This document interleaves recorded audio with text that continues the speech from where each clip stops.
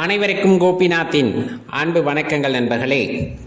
ஆவணி மாதம் வளர்பிறை திதியில் வர்ற தசமி அன்னைக்கு கடைபிடிக்க வேண்டிய கஜலட்சுமி விரதத்தை பற்றி தான் நம்ம பார்க்க இருக்கோம். மறக்காமல் இந்த வீடியோ லைக் பண்ணிவிட்டு உங்கள் நண்பர்களோட பகிர்ந்துக்குங்க.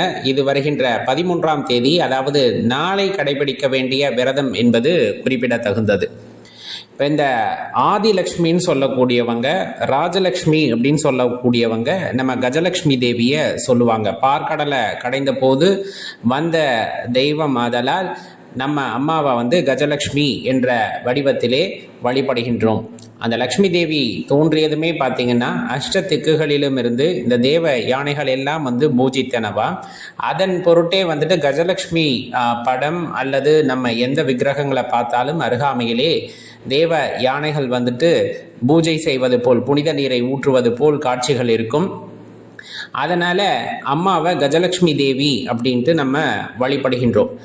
அம்மாவை வேண்டி வழிபடுறோம், விரதம் இருக்கோம் அப்படின்னோன்னா இந்த செல்வம், புகழ், ஆளுமை திறன் மிகவும் அதிகரிக்கும் அப்படின்னு சொல்லப்படும். பொதுவாக இதில் குறிப்பாக ஒரு விஷயத்தை தெரிஞ்சுக்கணும். நம்ம மனசுக்குள்ள நிறைய பொறாமை எண்ணம் இருக்குது, வஞ்சகம் எண்ணம் இருக்குது.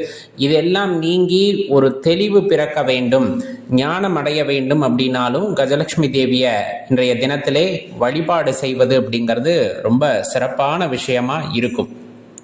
சில பேர்த்துக்கு செல்வம் சேரணும்னு இருப்பாங்க இல்லையா, அவங்களுமே கஜலட்சுமி தேவியை இன்றைய தினத்தில் விரதம் இருந்து வழிபடும் பொழுது நிலம் வாங்கிறது, வீடு கட்டுறது, வீடு வாங்கிறது, அல்லது செல்வம் சேர்வது, தங்கம் வாங்குவது, தோட்டம் போடுவது, இன்னும் கால்நடைகள், பசுமாடு வாங்கி வளர்க்க ஆரம்பிக்கிறது, இந்த மாதிரி பல விஷயங்கள் அவர்களுக்கு கைகூடி வரும் அப்படின்னு சொல்லுவாங்க. அப்படி அற்புதமான நாள் தான் நாளைய தினம், அதாவது 13ஆம் தேதி வெள்ளிக்கிழமை. தவற விட்டுறாதீங்க அப்படிங்கிறத தான் குறிப்பிட்டு கேட்டுக்கொள்கின்றோம். சரி, எப்படி விரதம் இருக்கிறது? லக்ஷ்மி தேவியை மனதார நினைத்து கொண்டு விரதம் இருக்கின்றோம் அப்படின்னா தெளிவாக தெரிஞ்சுக்குங்க. காலையில் எந்திரிச்சு குளிச்சுட்டு விரதத்தை ஆரம்பிச்சிடணும். உபவாசமாக இருக்கிறது சிறப்பான விஷயம்னு வச்சுக்கோங்க. உடல்நிலை சரியில்லைன்னா உணவுகளை எடுத்துக்கொள்ளலாம், இல்லை நம்மளால் முடியும் அப்படின்னா உணவுகளை எடுத்துக்கொள்ளுங்கள். காலை நேரத்திலேயே நம்ம வீட்டில் அம்மாவோட படம் இருக்குது, லக்ஷ்மி தேவி படம் இருக்குது அப்படின்னா வைத்து பூக்களால் அலங்காரம் பண்ணணும். பூக்கள் எப்படி இருக்கணும்னா வாசனை மிகுந்த பூக்களாக இருக்கணும். மல்லிகைப்பூ பயன்படுத்துங்க, செண்பகப்பூ பயன்படுத்துங்க, மல்லி, அதுலேயே ஜாதி மல்லி, இந்த மாதிரி நல்ல வாசனையான மலர்களை கொண்டு நம்ம அலங்காரம் செய்யலாம். தாமரை பூ கிடைச்சதுன்னா ரொம்ப அற்புதம். அந்த தாமரையில் தான் அம்மா அமர்ந்திருப்பதாக ஒரு ஐதீகம் இருக்கு இல்லையா, அதனால தாமரை பூ கிடைச்சதுன்னா ரொம்ப சிறப்பு. வச்சு அலங்காரம் செய்து காலையில் கொஞ்சமாக நெய்வேத்தியம் வச்சு, நெய்வேத்தியம் இனிப்பு வகையில் வச்சு அம்மனோட போற்றி மந்திரங்களை சொல்லி, லக்ஷ்மியோட அஷ்டோத்திரங்களை சொல்லி நம்ம வழிபடலாம். அன்னைக்கு முழுவதும் உபவாசம் இருந்துட்டு மாலை நேரத்தில் சிறப்பான வழிபாடு செய்கிறது ரொம்ப சிறப்பு. என்னப்பா அப்படின்னு கேட்டோன்னா, இந்த விரதத்தை நிறைவு செய்யும் போது அதே போல் பூக்களால் நல்லா அலங்காரம் செஞ்சுக்குங்க. சிவப்பு நிற பட்டு வஸ்திரம் கிடச்சிதுன்னா அந்த இடத்துல விரித்து அது மேலே பூக்களை வைத்து கொள்ளலாம். நாணயங்களை அதில் போட்டுக்கலாம். தானியங்கள், நவதானியங்கள் இருக்குது அப்படின்னா அங்கே வச்சுக்கலாம். சின்ன சின்ன தட்டில் நவதானியங்கள் வச்சுக்கலாம். பால் பாயாசம் செய்யுங்க, சர்க்கரை பொங்கல் செய்யுங்க, இனிப்பு வகையில் அது செய்யலாம். இப்போ கனகதாரா ஸ்தோத்திரம் இருக்கு இல்லையா, அந்த நேரத்தில் பாடுறது ரொம்ப சிறப்பு.